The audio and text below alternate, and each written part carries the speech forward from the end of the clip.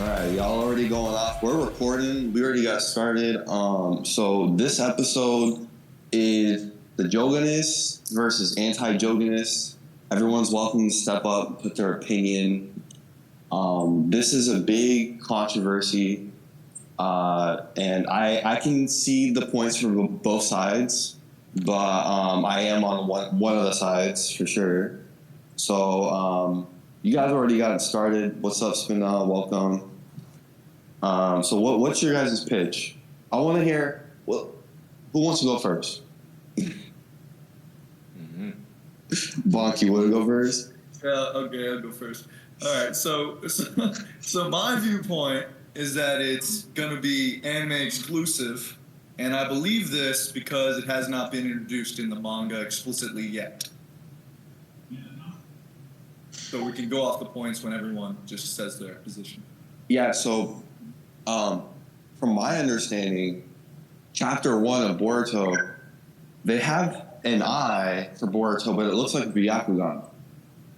But when they did it in the anime, they colored the back of it, and I guess they said that's because you wouldn't be able to see it because the white, the eye in the middle is like white, so you wouldn't even be able to see it. So they changed it up. My guess is that as of right now, it's pretty much not in the manga still. Like, it hasn't been said or anything like that, but it's there, and I think that they don't even know what they want to do with it fully just yet, of like what its powers are. They're still trying to come up with what they want to do with it. Yeah, I agree with that. Most of my basis comes from them doing a cash grab in the anime, them releasing a new eye, not really adding it to the manga, and using it for publicity's sake. So that's why the first chapter for me is more of a Byakugan kind of idealistic view on it. But of course, that kind of destroys it in the anime. And then, yeah. Not even gonna lie, like just going purely off of the manga, just excluding the anime. I mean, to say that like this would be the Byakugan would be like I would say a nonsensical claim because for one, like Kawaki's already seen like Boruto use the Byakugan multiple times. He used it against Code. He's seen Momoshiki have it. So if we go like to this time skip here, and then we see that Kawaki's then surprised, it wouldn't really make sense for Kawaki to be surprised about a Byakugan he's seen multiple times. So if he's surprised in this panel, like I'm saying about the way discussion, if he's surprised here, this indicates this is something that like he had never seen before, and Byakugan is something he's seen before, so it could have been the Byakugan. Yeah, that's interesting.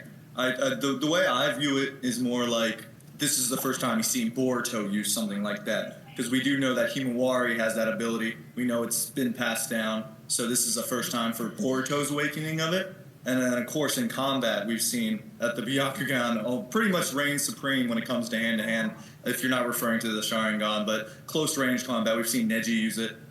So I would think that, in my mind, with that viewpoint, that Kawaki was surprised that Boruto was able to activate it at all.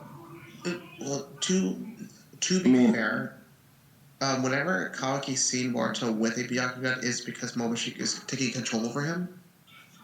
So, even if he's seen a Byakugan... Well, I'm talking about Boruto with a Byakugan. That's what I'm talking about.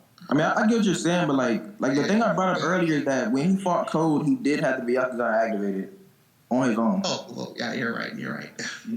Yeah, I didn't actually remember that. When Code was telling him that, like, how to really tap into that power of the karma, he said, you know why you get stronger, not just faster and all that? It's because of the essence, whatever. And then we call it true essence. I don't know if it's officially because we haven't, gotten too much of that mode. It's literally just either Boruto gets took over or not at all. That's the one time we've seen it for now. But yeah, so they definitely seen Boruto in control. Matter of fact, didn't he tell him, like, I could grab, I have a better grasp of Momoshiki's power now? I mean, that's a statement that he made after he got killed and became 100% Osusuki. But he did tell Kawaki to, like, step back because he's about to fight Code. So that just indicates that that's Boruto. That's what I'm saying. I'm saying, like, if he's seen Boruto when he's took over by Momoshiki, and what his and all his attributes. And then later he tells literally everybody he has better control over it. He wouldn't be surprised that he had better control over it, meaning if it is the Byakugan, because that's when, chapter 1, he wouldn't be oh, you got better control? Yeah, I told you that 3 years ago, minimum, So, well, to be fair, I feel like basing arguments on the Kawaki surprised expression is going to be hard to prove whether it's Jogan or not Jogan. not really. Well, I'll bring up another. I'll bring up another point. That when he was fighting Boro, for example, we got a manga panel title card of Boruto, one eye's closed with the Byakugan in the other eye. So this was, in my interpretation of what he did in the first chapter. But of course, that kind of gets debunked by the anime. But again, that was just another point that I saw that was pretty interesting for the Byakugan argument. I would say that my only, obviously I'm a Jouganist, but if I were to find a happy medium and say that is not a Jogan, then the recent chapter that just came out has told us that there's multiple timelines. If they want to do the anime is one timeline, and the manga's the other timeline, I would be completely cool with that. Not gonna lie, I would be completely cool with that. But outside of that outcome, if that's not what they're going with, then my biggest thing is, let's just say that it's a Byakugan, right? Why is the anime allowed to insert a Jogan on top of a Byakugan and call it a different eye? Isn't that misdirection? See, that's what I was stuck on, right? So Bonk just said earlier, it's a cash grab for publicity's sake. If it was really, truly a cash grab and for publicity's sake, you would be seeing that eye every time. In a fight, in any sticky situation, you're seeing his eye. Because if it was really a cash grab, right? The only times, and I have them damn near all memorized, only times is episode 1, the first arc, 1 through 15, because he uses it all throughout that. Right. Whenever he's seeing the ghost, that's how we know one of his powers. And the next time is Chunin exams, so it skips 50 episodes until the next time. Then the next time again is Urashiki, which is another 60 to 50 episodes later. And Urashiki mentions a Jogan. He literally says Jogan. Yeah, not even that. But then the next time, after the Urashiki one, when he uses it against him, is all the way at the last episode, 293. So I don't think if I was really trying to grab cash and to pump up publicity, I would just be using it every 50 to 60 episodes or so. Well, but to your question, though, right, that you said, why would they be allowed? It's because Kishimoto told them. Let's say it's not canon. Isn't that crazy dedication for them to push this eye for it to they not aren't pushing it. That's the thing, though. If they were pushing it, it's in your face every episode. They're building hype. No, they're trying to build hype for it.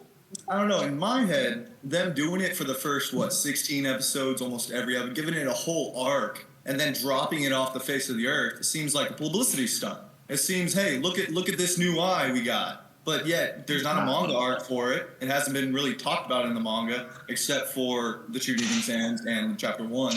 So in that respect, publicity stunts only work when it first happens, right? When a series is first introduced. So they can't, just shove it down your throat the entire time. So I think them getting into one whole arc about it and then just dropping it off the face of the earth. Well, it wasn't an arc about that. It was an arc that it was used in. Well, can't it be a publicity stunt and foreshadowing at the same time? Can't it be both? No, because he seems to think that the first 15 episodes, the first arc of Boruto, is more centered towards the Jogan than it actually is. The Jogan is literally just there because he needs to see the ghost somehow. and that's it. Yeah, I guess that is true. That's the only two things that we saw, actually.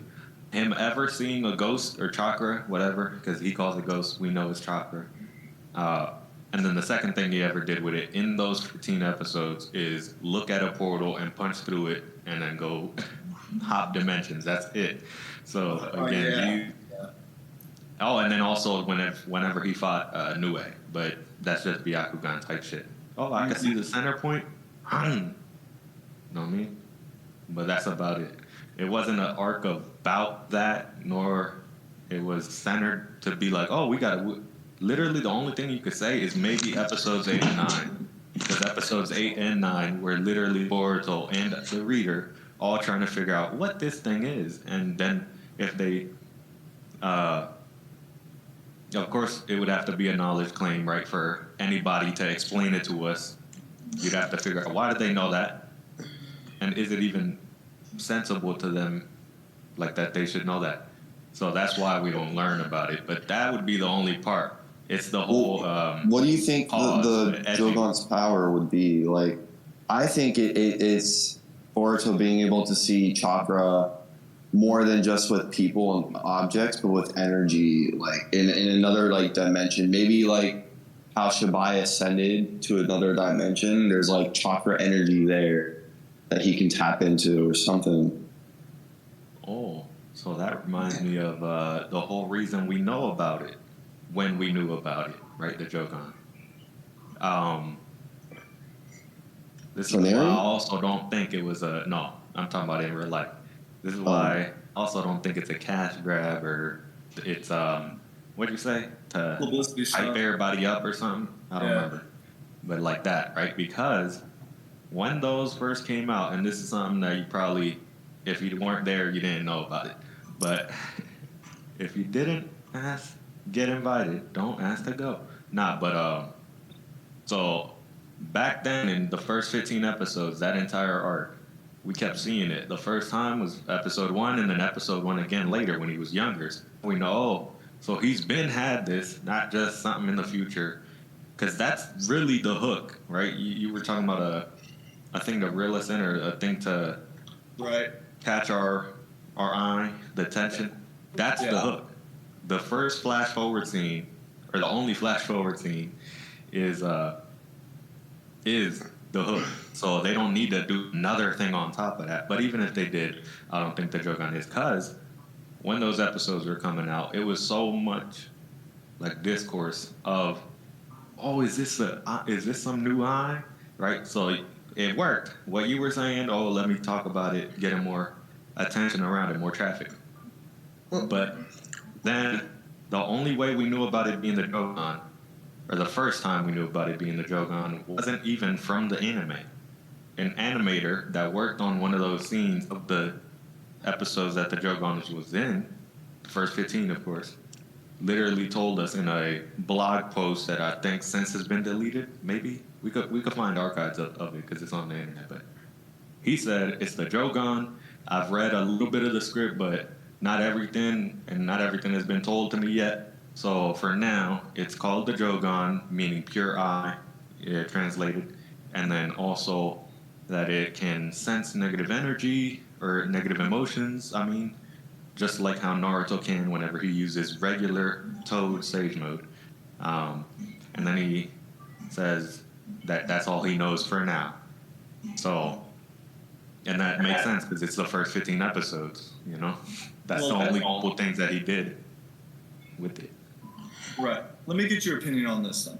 When we get Toneri and that kind of scene, when Boruto is dreaming and he gets to go to the moon or whatever, and then they edge us, and then they kill off Toneri, who was supposed to train him in this kind of art. Well, I mean, he's got frozen and he can't separated from the plot. Yeah. Right. Isn't that kind of like edging the audience, giving us something like, oh, we're about to get something in this eye, and then all of a sudden he's removed? Well, not really, because he'd been told us, right, Toneri, and this is why you got to actually watch everything, because some people didn't even know this scene happened. But in one of these scenes of Boruto episodes, Toneri just this the first thing we see. So the episode starts and it's boom, Toneri. Right? and it's him in the stars. I think it's episode. Ooh, I don't want to misquote, but maybe 53, maybe 30 something, maybe 34. I think it's 34. Either way, it doesn't matter. In one of these episodes, he's dancing, not really dancing, but it looks like his person is moving and shit, like swan-like. But and then he says that the Jogan's time isn't for a little while or for a while, depending on translation. So he's been telling us with the edging that it won't be soon. So why do you have to use edging? I didn't know a better word. Yeah, I couldn't think of another one. What's another one? Putting us on the seat of our lip of our seat. I don't know. But yeah, what's it called? And that was one of the episodes. So of course they're not gonna tell us. They outright tell us you're not gonna see this shit for a while. But it will come. Pause. True. And My thing. Oh yeah, go ahead. I was about to say my thing is like, and this is should be a question for both sides of the argument. Like for the anti-Jouganist and like the Jouganist is like, what do we think the plan is for this eye? Like, let's just say it was a publicity stunt. There still has to be like an end goal for that. Just kind of taking it away afterwards, it's just going to leave people frustrated, especially since it's like in the first episode. Like is it building up to like a movie or something? What is it building up to? But then also on the Jouganist side, like yes, we feel that's canon, but like what do we think it's building up to? Like what is the goal for this? I have an answer already. I mean, the universe too. It's not even. Hold on. I think it's a very spiritual thing, and it's going to take things on a spiritual level, super spiritual. That's where I think it's going to go. Oh, I 100% agree with that. With the whole Otsutsuki overlord who ascended from his body, I think you definitely have a good point there with that. You want to answer or I'll answer first? You can go ahead. I think the end goal is. Do we want the anti to answer or the Jouganist? But which one first? Yeah, go ahead. Alright. So, I actually have an in-universe reason. So it's not even a guess. It's not an educated guess. It's in-universe. So, it's somewhat, but it's not that much, as probably the other side would. But, so in episode 8, this is, I know for a fact, episode 8, right? Episode 8, Boruto, you return to the dream sequence with Toneri, episode 8. Right after that, right, when he looks and sees, oh my god, it's really an eye. Then the next thing, because it cuts away, you know how it is with really any TV show. They have a plot line A and plot line B, and they flip-flop between. Most of the time, it's the main character or the protagonist and maybe the other side or a side character. But when we cut back to Boruto, Boruto has the Kagemasa glasses on. He's sat real, classy on a chair, and he's saying all this nonsense. What they think, the characters think is nonsense. It's just, he's not making no sense. He's just acting weird. That's what Himawari and Hinata say about it, right? She's, oh, Boruto's been acting weird. But Boruto, if you pay attention to what he's saying, that's his end goal right there. Or that's the end goal that the writers are going to want us to hear about. Because clearly they're going to make Boruto say, if they wanted to make him say whatever, he'll say whatever. But if they wanted to say these lines, then it has to have some reasoning, right? And the lines go as, Boruto is going to talk to this goddess of destiny, whoever that is, right? I think we already know who that is, but goddess of destiny, and then he'll have to ask for forgiveness from her for taking away some divine protection that she has.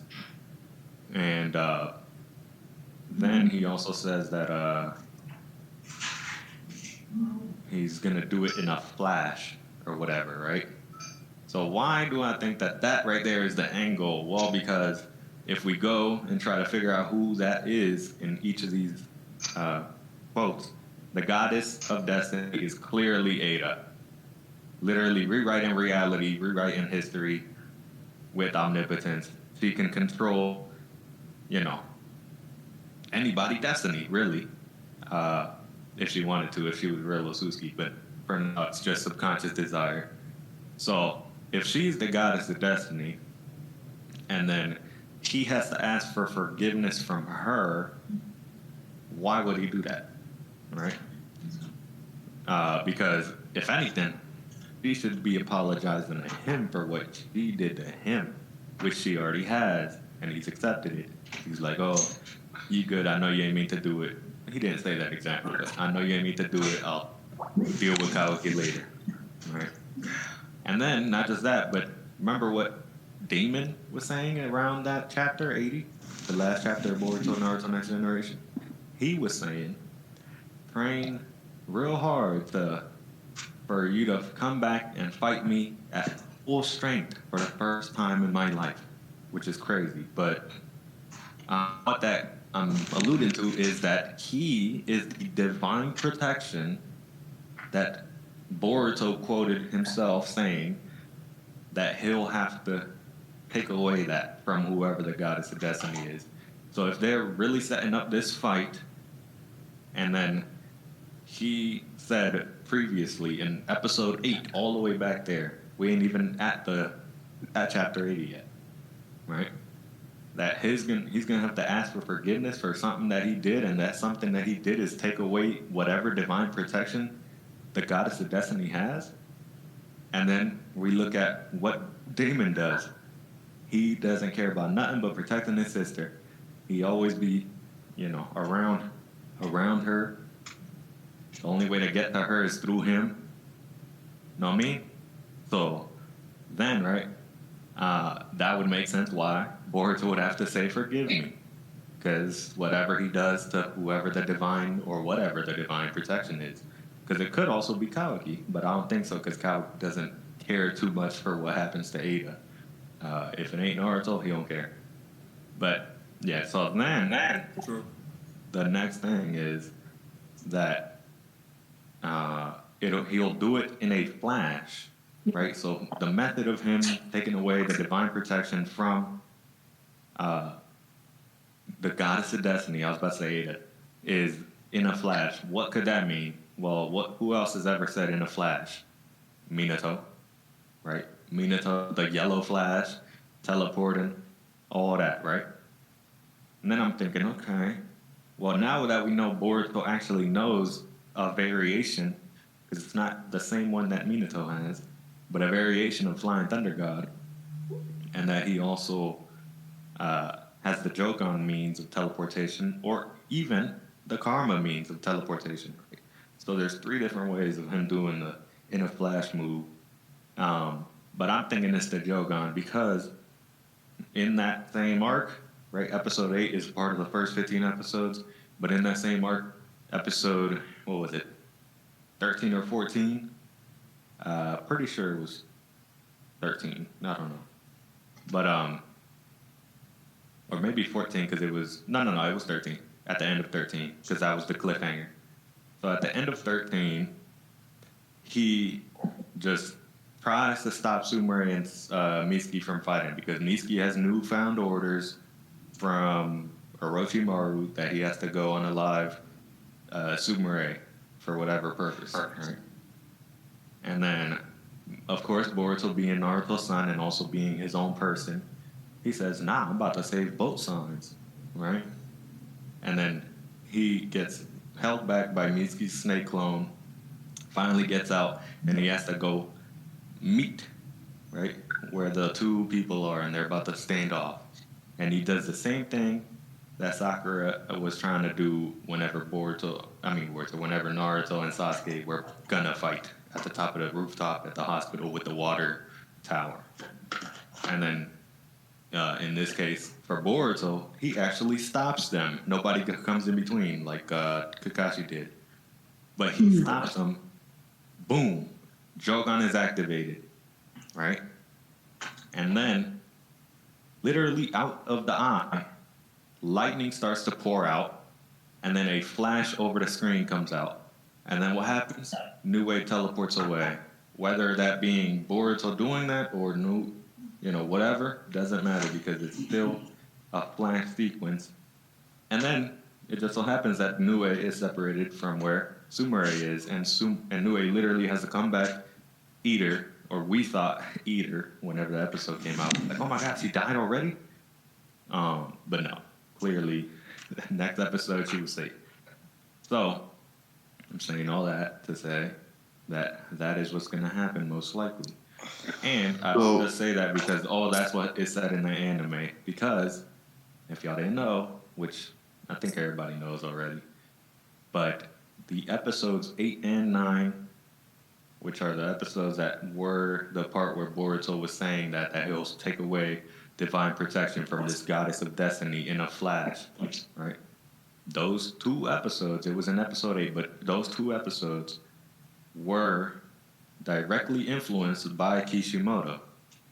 Not Ikimoto, not Kodachi, Kishimoto came down, talked with the anime people about the episodes, those 2, and said, let's do some more here, let's do some more there, and essentially split up that one would have been one episode into 2 different episodes. One episode being episode 8, where they had all what happened in episode 8, and by the end of that, they go to the House of Hyuga, or the Hyuga House, whatever they call it.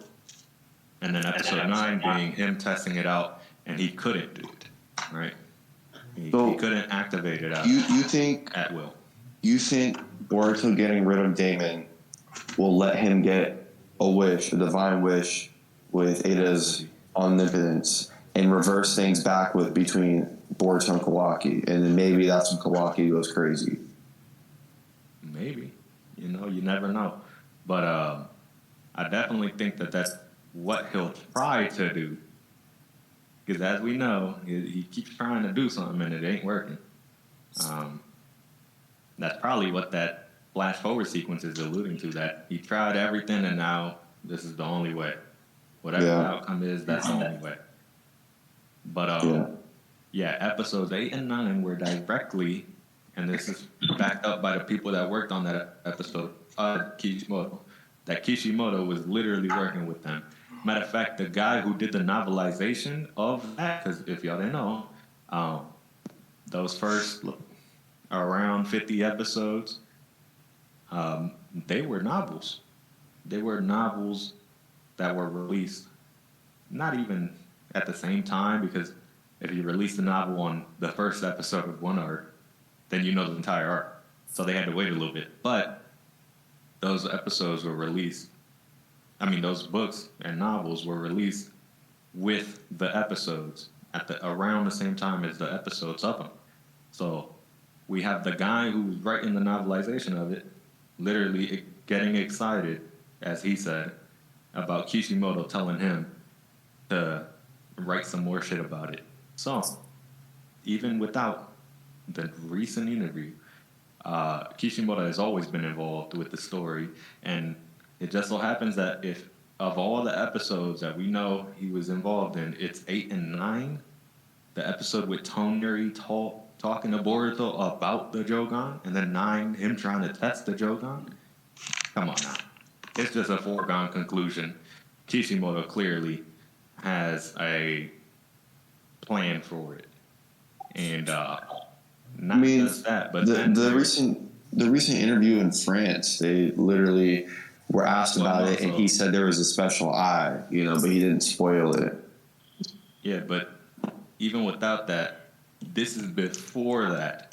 Yeah, it's been there. They literally had the guys writing the anime version and the book version of that sequence, 1 through 15, talking to Kishimoto about it, and Kishimoto telling him about that, what to write. We don't know exactly what, because again, why would they care to tell us? But we know that he definitely was. And then, right, not just that, but that's one of the only ones that we've ever heard of him literally being involved with the anime versions of events. Only other time that we know as conclusively as that one was 67, 68, and 69, which is Chocho arc. That has nothing to do with Jogan. Jogan was never there, so doesn't matter. But yeah. Well, So I got Kishimoto another has question. always been. So going back to the novels and those being written, how do we how can we accept one novel as in the anime being more relevant than like say the Sarada novel and that whole Shin What are you talking about? Sharingan stuff? That They're was in a the same novel, or timeline. at least they were Yeah. in the what? They're in the same timeline. Right. So they So then- published the timeline of it. So then my Like question where is, these would fit. since that stuff seems irrelevant with Shin and all of the Sharingan business and hasn't come back up yet, how can we say that the other part of the novel is more relevant? Well, because again, Kishimoto, and remember, the Sarada stuff, the novel and that's just a short story. He did that before Boruto was even a thing.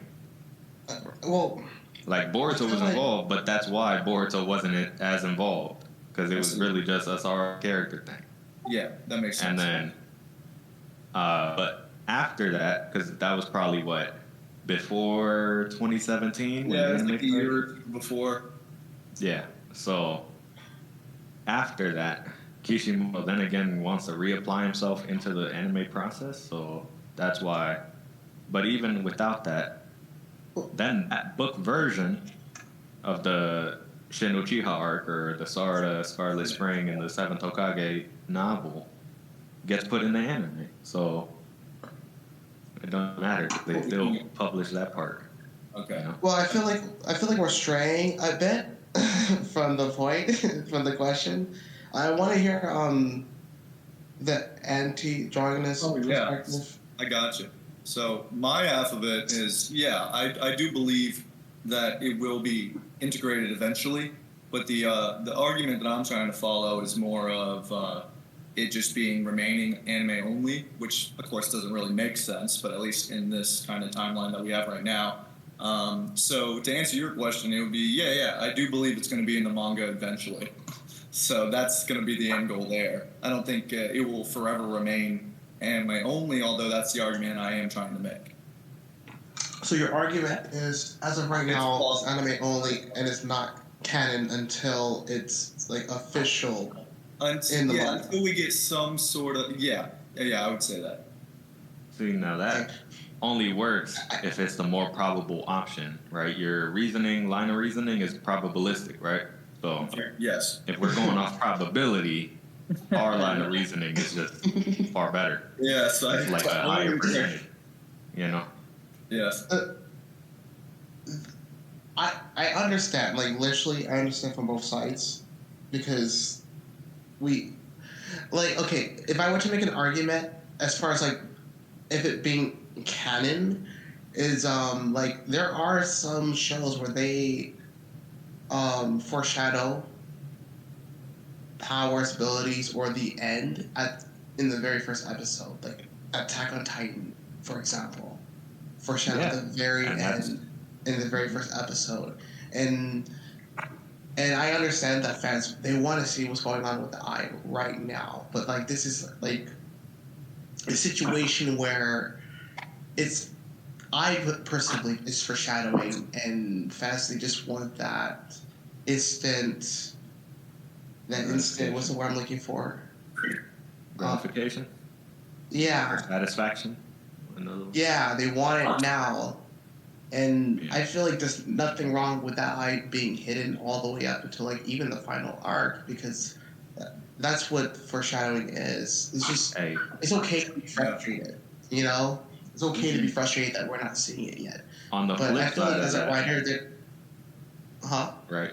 On the flip side of instant satisfaction or instant gratification, that's also the reason why we know it's gonna be real. Because they want us to delay our satisfaction to that part. Well, delay it then, but we know it's real. You know what I mean? Well, okay, I don't want to talk about Attack on Titan. It's not Attack on Titan podcast, but I just feel that it's okay for a writer to foreshadow something and for us to have to wait for it. Yeah. I agree with that. The Jogan, as of right now, like, why do we want to prove that it's canon or non-canon? Why do we care? That's my They wrote it question. in. Why do we care? Well, that's to build hype. Know about Build hype. And then just another thing that completely blows up the whole anti-Jouganist argument that I had to think about was, the image of the omnipotent Osutsu god that we've seen, the eyes that he had, very similar to what we saw in the first chapter. So again, that would be another thing that completely blows up my argument. Oh, and so look, right? Because I remember when this panel was animated of that same that you're talking about. Right. So I know that people were trying to use that saying, see, it's not the Jogan. It wasn't drawn how the Jogan looks. It was stone. It was like a stone type of texture and stuff. Right. But then, literally a couple hours later after the episode that came out, the person responsible for that scene literally said, I just didn't have time to finish it, so I put it as stone. And then everybody was like, okay, well, there you go. So Right. when people bring up that scene, but the anime to try to say it's not real, because it would have been, but he didn't have time. The deadlines, you know how anime is, they gotta do it. It's out, it's out. So then my question, didn't they skip that in the anime? That scene that was in the manga of that panel? They didn't? No, that's what I'm saying. I know the panel because people were trying to say that the anime version confirmed it's not when it's the opposite. Yeah. Okay. The literal only reason that it wasn't drawn like the Jogan was in the anime is because he didn't have time. That's wild. But that was also around like code art, so that made a lot of code art people didn't have time. But yeah. By the way, like that question about that Jogan question for that happened recently for the Kishimoto and Ikimoto interview, did that like actually happen? Is that an official thing that happened, or is it fake? Because like I've heard it thrown around, but I've only heard some people bring it up, and other people has been quiet about it. Like, is it fake? Is it legit? I'm only waiting because of the translation, right? The translation that came from is also one that was mistranslated in some areas, so that's why people aren't trying to talk about it, because they're waiting until it's officially translated or a better translation with less, mistakes in it. But yeah, that's a real thing. They definitely talked about it. Yeah. So, did we hit all the points? Is there anything else we want to talk about for the Jogan? I think we hit everything. Yeah, I have no more arguments. Make sure. Yeah, we got Teneri and all that. So, for everyone that's listening, if you have any inputs, you can comment on the website, or you can join the Discord, or I think you can even comment on Spotify. So, thanks for listening. There was one comment, I'll stop you real quick, just because Y had said it in the Discord. He had talked about my argument with Boro, but he goes on to say that they don't think that they would make a different looking eye like that for it not to be canon. So to support, I believe, Jouganist is what he is saying here. Oh, yeah. So that was another one, too.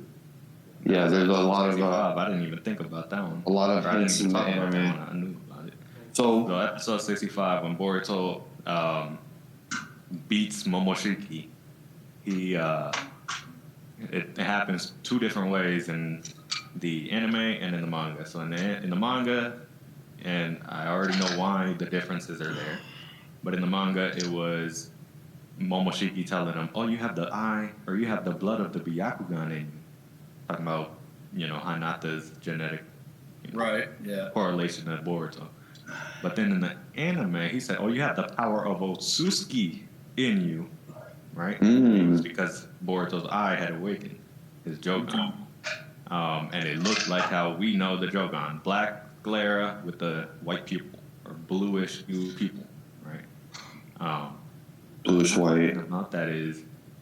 That again is just because of the timeline, the order of events in real life. The episode 65, that's in 2018. Manga, that version of the scene is 2017 still. So within that year, right? That or not 2017, 2016, I think. I'm pretty sure. And then within that year, Kishimoto, most likely, because we know he later does, decided, oh, let's go more in on this, because he does with episode 8 and with episode, all the other episodes that he works on. But So you're saying there's a timeline difference, because that was one of the arguments I was making earlier. no, not literal timeline literal, as the Boruto sense with Hachi and Koji looking at multiple different. I'm talking about in real life, the sequence of events. It just so happened that they did that before. Because remember, the manga version isn't even the original version of the series or the sequence of events of that. The originator, the thing that started it all, is 2015 Boruto movie. Right. That was the original version of the scenes. So, and even then, before that, he was working on Boruto, obviously before 2018, because the movie. The earliest sign, and this is backed up with evidence as proof, is 2014. It's in 2014, Boruto, the character in the series, was conceptualized, of course, at the very beginning. Not everything was thought out through all the way. But if we are bringing up that interview, forget that question. Even before that, right? Oh, echo. Even before that, Kishimoto, when he was talking about essentially the roles of both Kishimoto and Ikimoto as it pertains to the manga, Kishimoto said, oh yeah, I've been wrote the story. I've already gotten to the ending. So he wrote all the story, everything that's supposed to happen already, and then they're going in and doing more changes. They're talking it amongst him and Ikimoto. Wow. So that also shows to me that at least in the year 2024, the series is already over, right? So, not literally, but you know what I mean. It's like there's a couple changes left. And one of those changes we know could possibly be the eye design of Chapter 1, Episode 1, flash forward sequence. Because Ikimoto, in a previous interview than this year's, way back, he said it's subject to change for the character designs of both Kawaki and of both Boruto. Which is why he doesn't have the same clothes, which is also why Kawaki do look different. Yeah, that makes sense. It's clearly up to change. And then y'all brought up, or one of y'all brought up that it would look bad because of black on black, right? That's also why. Because with the manga, you can't really draw color, or you can't really put color in it unless you want to do a color spread. And just so happens that the Jogan picture, or the picture that we think is the Jogan, well, we know, but Chapter 1, flash forward sequence, isn't in color, which is why if they're going to do a black sclera, meaning the outside of the eye, and then the white pupil, they can't also then do the outline of the eye in black. They would have to be white, just like how they do Sasuke's hair or even Sasuke's clothing. They have, instead of white lines for the outline of the particular items of clothing, it's black, So, what's it called? Then, not just the outline of the eye, but then you also have to have the karma, and that is also black or gray. Yeah. So you can't do black on black on black with white in the middle, because then it would just look like the entire thing is black. You'd have to break it up, which is why, to make it easy, just put white in the sclera instead of black. And in the anime version, put black. Yeah, that makes sense. That's another thing that they brought up with why it looks different in the anime, but it's definitely the same thing, Yeah. So I think we covered all the points. So everyone who's listening, check out the YouTube, join the Discord if you want to be part of future episodes. And thanks for coming, everyone. Appreciate it.